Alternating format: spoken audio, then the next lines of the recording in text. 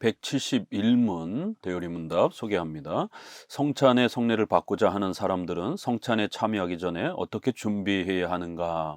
앞부분에서는 이제 성찬의 정의에 대해서 이렇게 소개했으면 이제 본격적으로 그러면 성도들은 어떻게 성찬에 참여해야 합니까? 바르게 참여하기 위한 구체적인 또 몇 가지를 소개합니다. 성찬의 성례를 받고자 하는 사람들은 성찬에 참여하기 전에 자신이 그리스도 안에 있는지에 대해 자신들의 죄와 부족함, 진실함, 자신들의 지식과 믿음과 회개의 분량에 대해서 자신을 살핌으로써 준비해야 합니다. 또한 그들은 하나님과 형제들에 대한 사랑, 모든 사람을 향한 자비, 자기에게 잘못한 사람들을 용서함, 그리스도를 따르고자 하는 갈망함과 그들의 새로운 순종을 검토함으로 그리고 깊은 묵상과 간절한 기도와 이런 은혜들의 실행을 계속 새롭게 함으로 성찬 준비를 해야 합니다. 이렇게 성찬에는 내적인 준비와 또 이렇게 외적인 그러한 형식과 관련해서 둘로 나누어서 성찬을 어떻게 준비해야 될 것인가와 관련해서 소개를 합니다. 특별히 171문은 로마 카톨릭의 이러한 외적인 부분들만 강조하면서 내적인 신앙 고백 없이도 이렇게 미사에 참여하면 되는 것처럼 이렇게 행하는 것을 비판하면서 내적인 이러한 신앙 고백이 반드시 준비되어 있어야 된다라고 또 이렇게 강조하기도 합니다.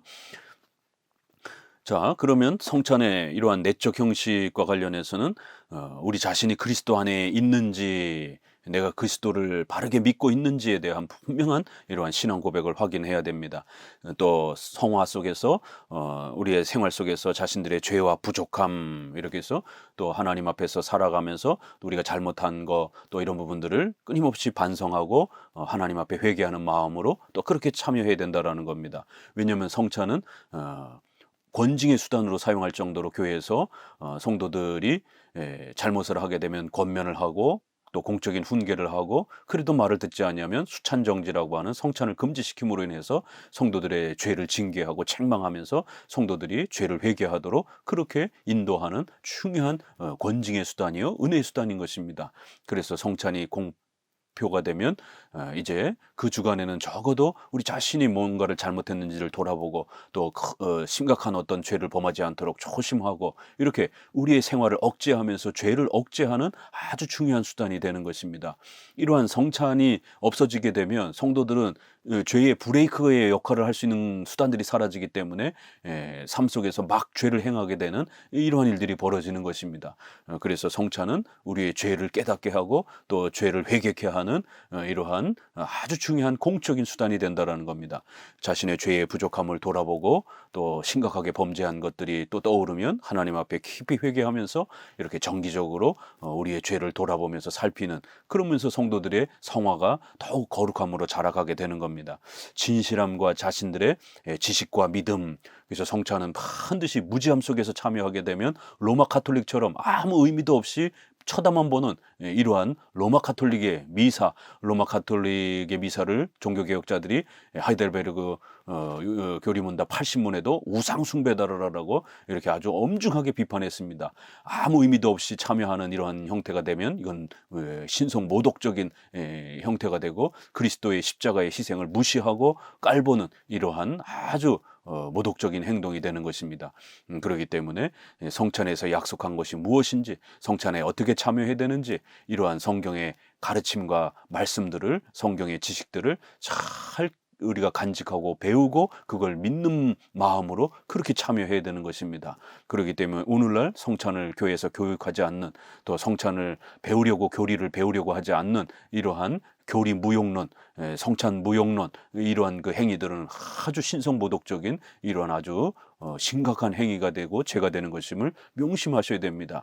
그러면서 자꾸 무슨 체험이라든가 방언 많이 해야 되고 무슨 은사 체험을 해야 되는 것처럼 이렇게 자꾸 개혁주의자들이 다른 오순절파가 아니라 개혁주의자들이 자꾸 이렇게 온건한 은사주의를 자꾸 주장하면서 성령 체험해야 된다라고 이렇게 주장하면 안 되는 겁니다. 자신들의 지식 성경에 대한 교리, 성찬에 대한 이런 교리적 지식을 철저히 배우고 익히면서 그것을 잘 믿고 나아가는 이러한 준비가 있어야 되는 겁니다. 회개의 분량에 대해서 자신을 살핌으로써 준비해야 되는 것입니다. 자기 부정은 바로 이런 것이지, 자기 부정이 금식 많이 하고 무슨 어디 산속에 들어가서 기도 많이 하고 방언하면서 은사 체험하고 이러한 신비주의적, 금욕주의적 이러한 자기 부정의 개념이 아닌 것입니다. 이렇게 성찬과 관련된 성경의 바른 교리들을 열심히 배우고 십계명을 따라서 우리 자신의 죄를 돌아보면서 자신을 살피면서 이렇게 하나님 앞에 회개하는, 이것이 자기 부정인 것입니다. 우리는 금욕주의적, 경건주의적 그런 자기 부정이 아니라 십계명을 따라서 하나님 앞에 말씀을 배우면서, 교리를 배우면서 우리 자신의 죄를 돌아보고 또 십계명을 따라 열심히 실천하려고 하는 그런 십계명적 성화의 이러한 자기 부정이라는 것을 꼭 명심하셔야 됩니다. 또한 그들은 하나님과 형제들에 대한 사랑, 모든 사람을 향한 자비, 여기서부터는 좀 더 이제 또 교회와 관련된 또 그런 부분들, 앞부분에서는 내적인 부분에서 신앙과 관련된, 자기 신앙과 관련된 신앙 고백이 반드시 이렇게 재확인하는 그러한 다짐이 있어야 되고, 또 교회와 관련해서 성도들에 대한 사랑, 모든 사람을 향한 자비, 자기에게 잘못한 사람들을 용서함, 그리스도를 따르고자 하는 갈망함, 이러한 부분들, 그리고 새로운 순종을 이렇게 결단하는 이런 고백이 있어야 된다는 것입니다. 그래서 교회적으로도 이렇게 교회의 공적인 방식으로 성찬에 참여를 하는 거기 때문에 교회의 법을 어기지 않았는지, 또 교회의 질서를 내가 잘 지키고 있는지, 또 교회의 목회자의 관계는 또 바르게 잘 형성돼 있는지, 또 성도들하고는 싸움과 다툼이 없는지. 그래서 이 성도들과 다툼이 있게 되면 반드시 성찬을 통해서 그리스도의 피로 맺은 우리는 한 가족이라고 하는, 그리스도의 몸을 찢는 이런 죄를 범하면 안 되는 겁니다.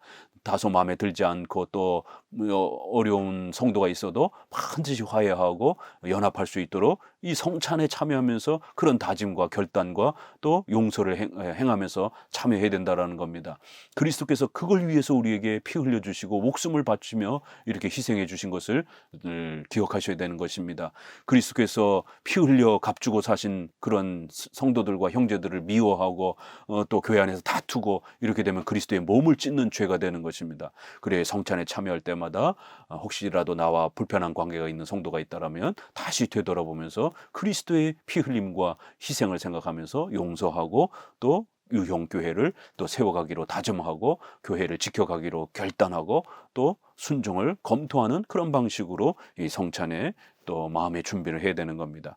그리고 이제 외적인 형식에서는 깊은 묵상, 간절한 기도, 이런 은혜들의 실행을 계속 새롭게 하고 또 그렇게 반복적으로 연습하는 이러한 훈련들, 이러한 성찬 준비를 해야 합니다. 그래서 내적인 신앙 고백, 또 성도들에 대한 그러한 또 연합과 교제를 결단하는 이런 마음 다짐, 그리고는 이제 외적으로는 이 일을 위해서 성경의 가르침과 말씀 교리들을 깊이 그 성찬의 주간 동안에 또 읽고 묵상하고 또 읽고 묵상하고 교리를 반복적으로 읽고 묵상하는 겁니다. 그리고는 또 이 성찬에 복 주시기를 간절히 기도하는, 또 회개하며 기도하는 이러한 또 훈련들이 필요한 겁니다. 이런 은혜들의 실행을 계속적으로 또 날마다 더 열심히 더 발전시켜가면서 새롭게 이렇게 또 연습하면서 끊임없이 성찬을 준비하기 위한 또 이러한 태도들이 있어야 된다라는 것입니다. 이러한 성찬에 이렇게 바르게 합당하게 참여하는 이러한 자세가 얼마나 중요한 것인지를 다시 한번 또 명심하셔야 됩니다. 우리 하이델베르그 요리문답뿐만 아니라 이 제네바 교리문답 369문에도 왜 우리가 성찬에 이렇게 합당한 준비를 잘 취해야 되느냐라고 하면서 합당하게 참여하지 못하고 엉망진창으로 성찬을 무시한다든가 성찬을 등한시한다든가 성찬에 이렇게 참여하지도 않고 또 참여하더라도 막 참여하고 이러게 되면 그것은 성찬을 모독하며 더럽히는 것이 되는 것입니다 라고 이렇게 아주 엄중히 책망을 합니다. 또 하이델베르그 요리문답 우리가 80문에서도 앞부분에 또 이렇게 보았던 것처럼 성만찬은 로마 캐톨릭의 미사와 어떻게 다릅니까? 성만찬은 십자가에서 단번에 들이신 예수 그리스도의 영원한 속죄를 통해서 우리의 죄가 완전히 용서받았다는 선언입니다. 이렇게 또한 그것은 성령께서 하늘 아버지 우편에 계시면서 우리의 경배를 받으시는 그리스도에게 우리를 연합케 하신다는 선언입니다. 그러나 미사는 그리스도의 몸의 사제들에 의하여 날마다 산 자들과 죽은 자들을 위하여 드려지지 않으면 그의 십자가 고난을 통해서는 사제를 얻지 못한다고 가르칩니다. 이렇게 그러므로 미사는 단번에 드리신 예수 그리스도의 희생 제사를 근본적으로 부인하는 것이며 저주받을 우상 숭배인 것입니다. 이렇게 성찬을 잘못 행하게 되면, 성도들이 성찬에 잘못 참여하게 되면 이렇게 우상 숭배에 참여하는 것이 되고 신성 모독적인 그러한 그리스도의 십자가의 희생을 깔보는 이러한 행위가 된다라고 아주 엄히 책망합니다. 또 더 나아가서는 오늘날은 아예 그런 성찬 자체를 행하지도 않는 또 다른 무슨 은사 체험을 한다고 그러면서 이렇게 제2 성령 세례를 주장하면서 성찬을 등한시하는 이런 행위는 더 심각한 것이죠. 이때는 그래도 엉망진창으로라도 하고 있었기 때문에 책망을 받은 이런 형태지만 지금은 아예 행하지도 않는 이러한 교회 안에서 성찬을 없애버린 이런 참혹한 죄를 범하고 있는 한국교회와 성도들의 이러한 심각한 죄들을 우리는 반성하셔야 되는 것입니다.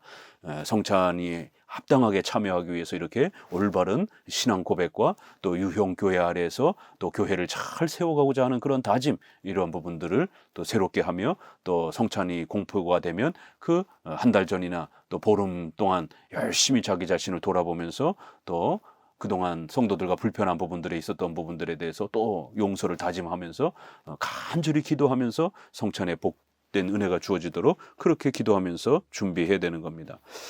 우리가 고린도전서 11장 27절부터의 그 말씀을 다시 한번 읽어드립니다. 그러므로 누구든지 주의 떡이나 잔을 합당치 않게 먹고 마시는 자는 주의 몸과 피를 범하는 죄가 있다. 예수 그리스도의 십자가의 희생과 그 그리스도의 이러한 그 대속적 희생을 무시하고 깔보고 주의 몸을 욕되이 여기는 이런 심각한 주의 몸과 피를 범하는 죄를 범한다라는 거예요. 어마어마한 죄가 되는 겁니다. 28절 사람이 자기를 살피고 그 후에야 이 떡을 먹고 이 잔을 마실지니 주의 몸을 분변치 못하고 먹고 마시는 자는 자기의 죄를 먹고 마시는 것이다. 그리스도를 욕보이는 그리스도를 깔보는 이러한 죄가 되기도 하고 또 우리 자신 안에 심각한 죄를 범하는 자기의 죄를 먹고 마시는 이런 형태가 됩니다. 그래서 성찬은 더욱 깊이 반성하면서 또 성찬의 올바른 의미들을 배워가면서 그렇게 성찬에 참여해야 된다라고 거듭거듭 고린도전서 11장은 우리에게 경고하고 책망하며 바르게 준비하도록 그렇게 당부합니다. 고린도후서 13장 5절에는 너희가 믿음에 있는가 너희 자신을 시험하고 너희 자신을 확증하라 이러면서 우리 자신을 철저히 체크하면서 바른 신앙 고백 아래에 있는지들을 잘 확인하라 이런 말씀도 근거 구절로 가지고 왔고요. 놀라운 것은 출애굽기 12장 15절을 소개합니다. 유월절과 무교절의 이 이야기들이 여기 성경 근거 구절로 들어오면서 구약의 유월절이 신약에 이렇게 성찬으로 대신 그렇게 이렇게 연결되었다라고 하는 형식은 바뀌었지만 내용은 동일한 성례의 본질을 가지고 있다라고 이렇게 소개하면서 구약을 근거 구절로 소개를 해왔습니다. 또 고린도전서 도 다시 한번 언급을 하고요. 고린도전서 11장 31절을 보면 우리가 우리를 살폈으면 판단을 받지 아니하려니와 이렇게 해서 고린도전서는 잘못된 방법으로 이렇게 막 참여했을 때 죽는 자들, 잠자는 자들, 병든 자들 이렇게 표현하면서 징계를 받아서 죽기도 하고 병이 들기도 하는 이런 엄청난 징계를 받았다라고 책망을 합니다. 그리하여 이러한 우리가 우리 자신을 살폈으면 하나님 앞에 징계를 받지 아니했을 것이다 라고 이렇게 표현합니다. 오늘날 성찬을 그럼 아예 행하지 않는 이 한국교회는 어떤 징계를 받을 것입니까? 성찬에 아예 참여하지 않는 이 성도들은 어떤 징계를 받을 것입니까? 심각한 것입니다. 고린도전서 11장을 다시 한번 읽어내면서 바르게 합당하게 참여하기 위해서 또 열심히 참여하기 위해서 온 힘을 다해야 되는 것입니다. 그리하여 고린도전서 11장 30절에도 그런즉 너희가 함께 모여서 주의 만찬을 먹을 수 없다 이러면서 그런 식으로 엉망진창으로 성찬을 행하려면 아예 성찬을 너희들은 참여하는 그 혜택을 또 제거 이렇게 또 금지당할 수도 있다라고 아주 엄히 책망을 하면서 성찬을 바르게 준비해라라고 이렇게 소개를 합니다. 놀라운 것은 역대하 30장 18절도 이게 성경 구절들이 구약이 상당히 이렇게 많이 소개가 되는데요. 역대하 30장 18절을 끌어옵니다. 이건 뭐냐면 에브라임과 므낫세와 이사갈과 스불론의 많은 무리는 자기를 깨끗게 하지 아니하고 유월절 양식을 먹어 기록한 규례에 어긴지라. 히스기야가 위하여 기도하여 가로되 선하신 여호와여 사하옵소서. 결심하고 하나님 곧 그 열조의 하나님 여호와를 구하는 아무 사람이든지 비록 성소의 결례대로 스스로 깨끗게 못하였을지라도 사하옵소서 하였더니, 이러면서 구약의 유월절을 바르게 준비하고 참여해야 되는데 성도들이 제대로 준비하고 못 참여, 제대로 준비를 못하고 이렇게 참여를 해가지고 또 이렇게 유월절의 이러한 규례를 깨뜨리고 망가뜨리는 이런 심각한 범죄가 일어났습니다. 그래서 왕이 중심이 돼서 이렇게 전체적인 공적 회개 운동을 다시 펼치는 이러한 장면이 소개가 됩니다. 이렇게 성찬을 잘 준비해야 되는 부분들을 다시 한번 이렇게 거듭 당부합니다.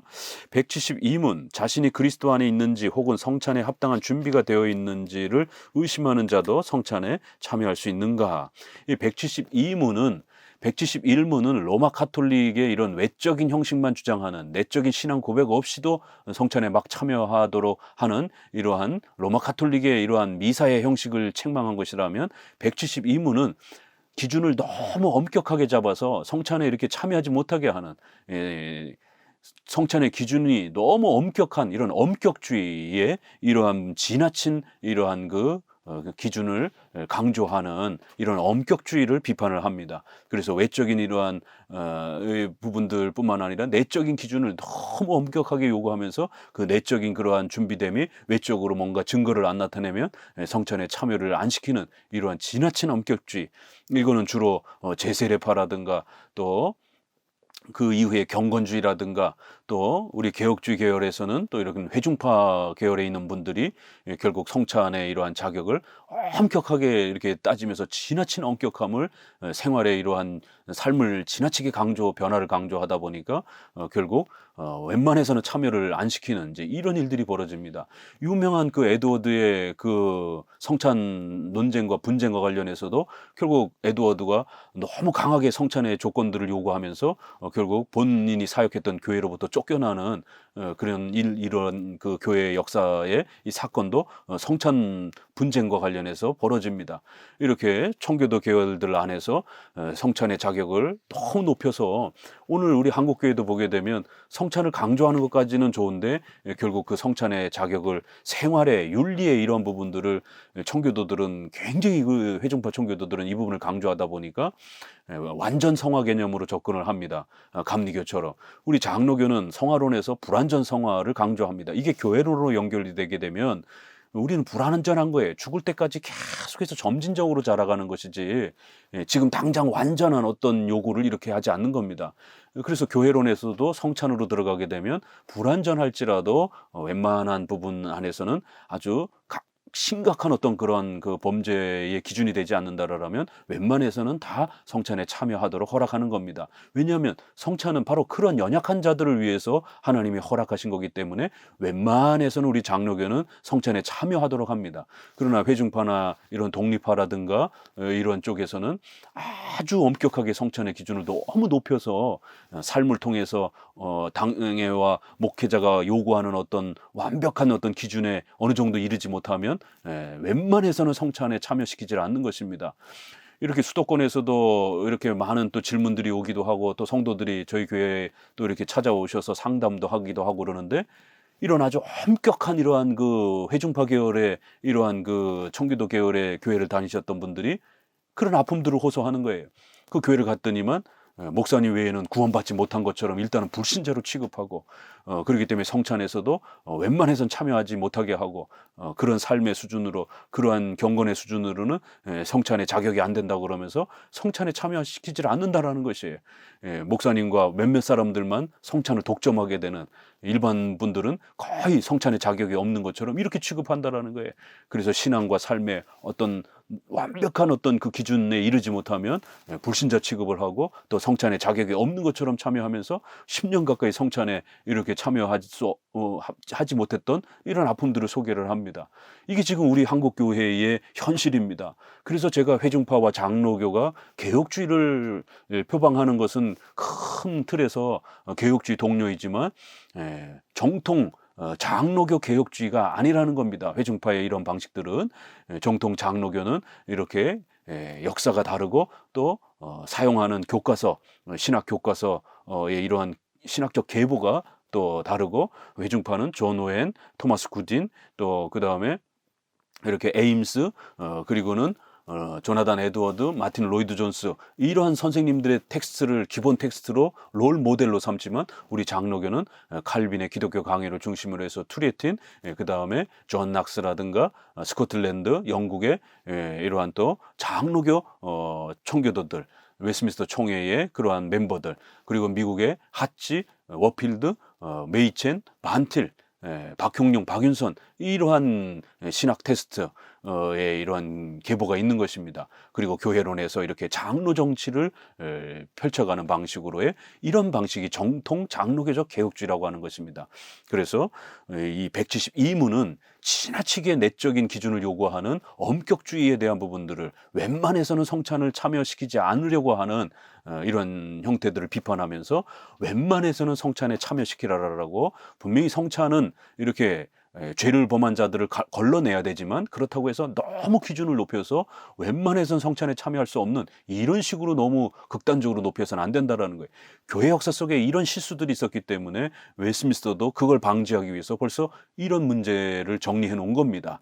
웬만해서는 성찬에 참여할 수 있도록, 성찬은 연약하기 때문에 주는 거예요. 그런데 회중파나 이쪽 계열에는 연약하니까 참여를 허락할 수 없다라는 겁니다. 아니요, 성찬은 연약하기 때문에 성찬을 허락하는 겁니다. 최소한의 기본적 신앙 고백과 세례를 받은 자고 정상적으로 정기적으로 주일 성수를 잘 참여하고 있으면 그런 분들은 웬만해서는 다 성찬을 허락해 주는 겁니다. 아주 심각한 범죄를 저지른 이런 명백한 어떤 범죄성이 있지 않고서는 웬만해서는 다 성찬에 허락해 주는 것입니다. 답: 자신이 그리스도 안에 있는지 혹은 성찬의 성례에 합당한 준비가 되어 있는지를 의심하는 사람도 비록 그분에 대한 확신이 아직 없을지라도 그리스도에 대한 진정한 관심을 가질 수 있다. 이렇게 연약해서 의심하고 불안정하고 이렇게 확신이 아직 견고하지 못하고 낙심되어 있는 이런 분들도 얼마든지 그리스도에 대한 이러한 소망과 갈망함을 최소한이라도 가질 수 있기 때문에 그런 분들도 참여할 수 있다라는 거예요. 만약 그가 이런 결핍을 매우 염려하여 그리스도 안에서 발견되고 악에서 떠나기를 간절히 원한다면 그는 하나님 보시기에 준비가 되어 있는 것이다. 비록 연약하고 부족해도 자신의 신앙에 대해서 염려하고 고민하면서 그리스도 안에서 더 신앙생활을 열심히 하기를 갈망하고, 아직은 그러한 삶의 수준으로 이렇게 예배 생활이라든가 교회 생활이 높은 수준으로는 정착되지 못했을지라도 그런 마음의 갈망함이라도 이렇게 최선이 있다라면, 원한다면 하나님 보시기에 준비된 거라는 거예요. 이런 표현들도 아주 의도적으로 이렇게 배치한 겁니다. 목사들과 이런 당회가 보기에 이렇게 부족하다라고 너무 지나치게 이렇게 엄격하게 이렇게 요구하지 말고, 하나님 보시기에 그런 연약한 성도들은 다 수용될 수 있다라는 겁니다. 하나님 보시기에 준비가 되어 있는 겁니다. 목회자들이 전부 그 마음의 상태와 이런 것들을 일일이 다 헤아리지 못한다 할지라도 하나님 보시기에 그들의 마음이 하나님을 향하여 그리스도를 바라보고 갈망하는 마음만 있다라면 얼마든지 준비가 되어 있는 것이다라는 거예요. 그래서 당회가 보기에 조금 부족하고 미진하고 이래도 얼마든지 하나님이 인정해 주시니까 허락해 주라는 겁니다. 그럴 경우 약하고 의심하는 신자들조차도 도움을 받을 수 있도록 약속이 주어진 것이며, 또한 성례가 제정된 것이기 때문에, 보세요. 바로 성례는 그런 자들을 위해서 주신 거라는 겁니다. 약하고 의심하는 신자들조차도 그들에게도 바로 하나님의 약속이, 하나님의 자녀요, 또 하나님께서 그리스도께서 함께 해주시고 도와주시고 지켜주시겠다라고 하는 이 성례의 약속이 그들에게도 주어진 것이다라는 겁니다. 그렇기 때문에 이렇게 약하고 의심하는 성도들, 연약한 성도들을 함부로 성찬에 배제하게 되면 이건 잘못된 행동이라는 겁니다. 그는 자신의 불신앙을 애통하고 의심을 해결하도록 노력해야 한다. 그렇게 함으로써 앞으로 더욱더 신앙을 강화하기 위하여 성찬에 참여할 수 있을 뿐 아니라 반드시 참여해야 된다. 이 마지막 문장이 아주 의도적으로 여기도 이렇게 두 번씩이나 강조했죠. 참여할 수 있다라는 겁니다. 그리고 또 반드시 참여하도록 노력해야 된다라는 거예요. 당회가 이런 부분을 함부로 막아서는 안 된다라는 겁니다. 그렇기 때문에 이러한 그 회중파의 이러한 성화론은 우리 장로교의 성화론하고 많이 다릅니다.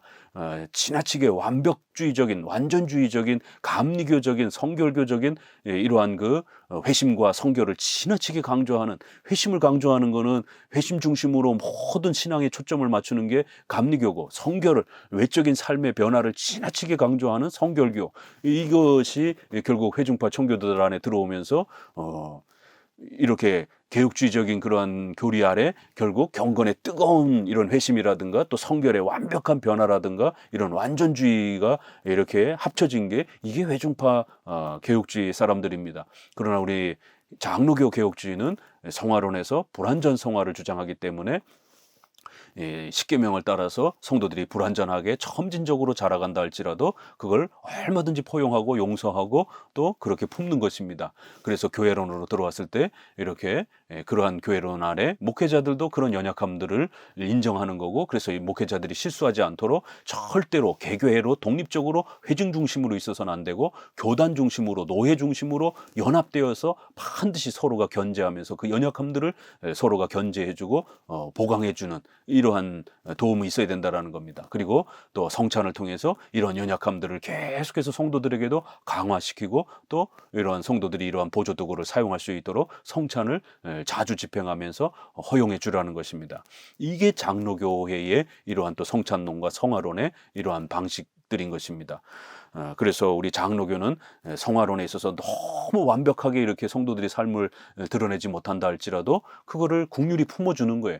근데 이제 회중파나 이런 청교도 계열은 굉장히 엄격하게 자기 부정이라든가 금욕주의적인 이러한 이원론적인 그러한 형태의 자기 부정을 요구하다 보니까 굉장히 극단적인 엄격함을 요구하게 되고, 그것이 성찬론에도 그대로 교회론에도 그대로 이어져서 웬만해서는 직분을 받을 수 없고 웬만해서는 성찬에 참여할 수 없는 이런, 그러다 보니까 로마 카톨릭과 같은 그런 실수들, 결국 직분을 독점하게 되고 성찬을 독점하게 되는 엘리트적인 그러한 몇몇 사람들만이 참된 신자인 것처럼, 완벽한 신자인 것처럼 이러한 형태의 신자를 등급하고 구별하게 되는 이런 폐단들이 벌어지는 겁니다. 결국 신학은 균형과 체계를 이루지 못하게 되면 예전의 실수들이 또 반복해서 또 그렇게 일어나는 것입니다. 그래서 이런 부분들의 회중파의 교회론의 이런 부분들은 굉장히 심각한 것이기 때문에 장로 교도들은 장로교회의 교회론이 가장 성경적인 것처럼 또 그렇게 고백하고 배워가셔야 된다라는 겁니다. 성경 구절들을 보게 되면은요, 시편 77편을 전체를 사용했습니다. 여기 보게 되면은 하나님이여 내 음성으로 하나님께 부르짖으니 내게 귀를 기울여 주옵소서. 내가 불안하여 근심하니 내 심령이 상하도다. 하나님 도와주옵소서. 이렇게 성도의 연약함을 고백하는 시편 77편을 그대로 가지고 왔고요. 또 요나서 2장 4절도 보면 요나서가 여기에 사용됐다는 게 놀랍죠. 요나서가 이렇게도 해석될 수 있구나. 내가 말하기를 내가 주의 2장 4절 목전에서 쫓겨났을지라도 다시 주의 성전을 바라보겠나이다 하였나이다. 내 영혼이 내 속에서 피곤할 때에 내가 여호와를 생각하였나이다. 이런 근심 걱정에 대한 이런 요나의 모습을 근거 구절로 가지고 왔습니다. 이사야 54장 7절 내가 잠시 너를 버렸으나 큰 긍휼로 너를 모을 것이요 너를 도와주겠다, 회복시켜 주겠다, 이런 표현들, 약속들, 나는 긍휼히 여기는 여호와다 이러면서 이사야 말씀이 상당히 구약이 굉장히 많이 사용이 됐습니다. 시편도 그렇고요. 유명한 42편 사슴이 시냇물을 찾기에 갈급한 것처럼 내 영혼이 여호와를 찾기에 갈급합니다. 이렇게 완벽해서가 아니라 부족하니까 도와달라고 하는 이런 성경 구절들, 또 시편 66편 하나님이 도움을 약속하는 이런 부분들, 이사야 40장 또 이러한 11절 부분도 하나님 앞에 이렇게 하나님을 앙망하고 하나님을 소망하고 하나님을 의지하겠다라는 이런 고백들, 40장 29절 피곤한 자에게 능력을 주시며 무능한 자에게는 힘을 더하여 주신다. 오직 여호와를 앙망하는 자가 새 힘을 얻을 것이다. 마태복음 11장 28절 수고하고 무거운 짐진 자들아 다 내게로 오라. 12장 20절 상한 갈대를 꺾지 아니하시고 꺼져가는 심지를 끄지 아니하시고 이렇게 아주 연약한 성도들이라도 초대하신다라는 거예요. 아주 연약하니까 참여할 수 없다. 이게 아니라는 겁니다. 그래서 이렇게 교회론에 있어서는 까딱 잘못하게 되면 성화론에서도 그렇고 경건주의처럼 지나치게 엄격주의로 이렇게 또 치우칠 수 있다라는 것을 늘 조심하고 명심하셔야 됩니다. 그래서 장로교는 이런 체계들을 견고하게 잘 갖췄기 때문에 한쪽으로 지나치게 엄격함으로 빠지지도 않고 로마 가톨릭처럼 또 외적인 또 그런 형식주의에 교권주의에 지나치게 또 이렇게 함몰되지도 않는 것입니다. 그래서 장로교가 아주 멋있다라는 겁니다. 자, 이런 부분에 대해서 이제 다시 한번 그 부분들을 살펴보시고요. 173문에 신앙 고백을 하고 성찬을 받고 싶어하는 사람들에게 성찬을 못 받게 할 수 있는가? 그래서 이제 최종적으로 그렇기 때문에 교회의 당회는 이제 성찬에 정말 참여할 수 없는 자들은 분명히 걸러내야 되고, 그럼에도 또 많은 사람들에게는 또 성찬에 참여할 수 있도록 또 이러한 또 허락을 해주는 이러한 당회의 이러한 권징의 기능이 아주 잘 확고하게 세워져 있어야 된다라고, 이렇게 너무나 아무나 막 허용해도 안 되고요, 또 웬만해서는 성찬에 참여할 수 없도록 또 이렇게 너무 엄격해도 안 되는 이 두 가지를 잘 살펴라라고 마지막 당부를 합니다. 답 신앙을 고백하고 성찬을 받고 싶어하는 마음이 있을지라도 무지하거나 잘못된 일이 드러나면 그들이 가르침을 받고 변화되기까지는 그리스도가 자신의 교회에 맡기신 권세로 그들로 하여금 성찬을 못 받게 할 수도 있고 또 반드시 못 받게 해야 한다. 이렇게 두 가지를 살펴야 된다는 겁니다. 성찬의 교리에 대해서 무지한 사람들은 성찬에 참여시키면 안 된다는 겁니다. 두 번째는 생활에 있어서 현격한 그러한 죄를 범한 명백한 그러한 잘못이 드러나는 사람들은 걸러내야 된다는 것이에요. 그래서 최소한 이 두 가지 부분들을 당회가 열심히 살펴줘야 된다는 겁니다. 이건 당회에 주신 고유한 맡기신 권세라는 겁니다.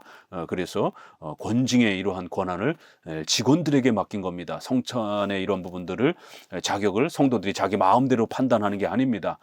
반드시 교회의 당회, 노회, 총이라고 하는 교회의 이러한 직분에 이러한 그 권세를 맡겨준 그 교회의 당회원들이 잘 이 권세를 활용해서 참여할 자와 참여할 할 수 있는 자들을 구별해야 된다는 것입니다. 그래서 분명히 못 참여하는 자들은 못 받게 해야 되고 반드시 또 못 받게 할 수도 있고 또 반드시 못 받게 해야 된다라고 하면서 아주 이런 강경한 분명한 또 권세를 행해야 된다라고 당부하고 있는 것을 볼 수가 있습니다.